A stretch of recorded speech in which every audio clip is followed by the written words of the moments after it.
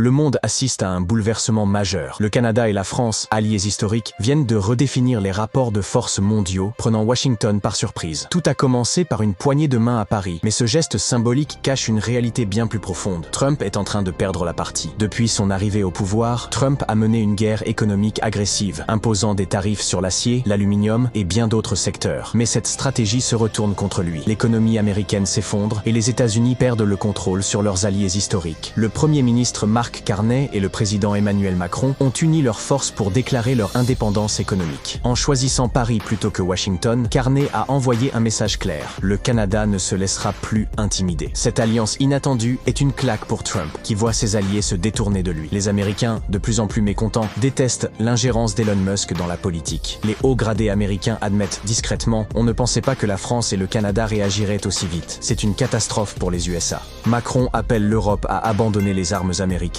tandis que le Canada reconsidère ses achats d'avions de chasse français F-35.